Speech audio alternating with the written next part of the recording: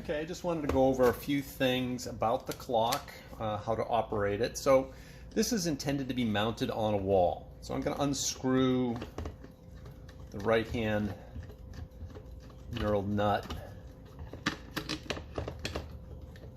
and it's hinged on the left. And you can see there's 4 holes. So it's intended to be screwed to a wall originally. If it was on a ship, it would have been screwed to the bulkhead. So this attaches to the wall. You can put it in with a couple drywall screws or something like that to mount it. But that's what it's intended to do. You can actually remove the whole clock from the back mount from this point here. This also unscrews and pulls out. And then you can take this off, but you won't need to do that.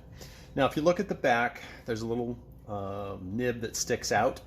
You slide that to the right or up, and that exposes all these little holes on the back. Now, they do different things. This one here is for winding.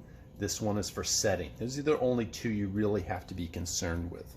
This is for adjusting the timing so it's in sync on a ship with other clocks, but you won't have to do that. And then this is a fast and slow adjustment up here. Now winding, you can see there's an arrow on it to show you which direction to wind it. You have the key at home, so just turn it counterclockwise and just wind it till it feels full. And that just came to a stop right there. You're better off underwinding it than overwinding it and breaking the mainspring. It's the one thing I don't cover in the warranty, or broken mainsprings, because I have no control over how you wind the clock. Now setting it is done from here also with the key. And you place it on the square, and so you can see it from the front. You can see I can move the hand clockwise or counterclockwise to set it to the right time. And it's actually about 24 past right now, so we'll stop there. But that's all you have to do to set it. You turn that from the back. And then the fast and slow, which you probably will not have to touch. You can see there's an S and an F for fast and slow. If you wanted to slow it down a little bit, let's say it was running a little fast, you have to turn it to the left. And if you need to turn it to the right, that makes it go around a little faster.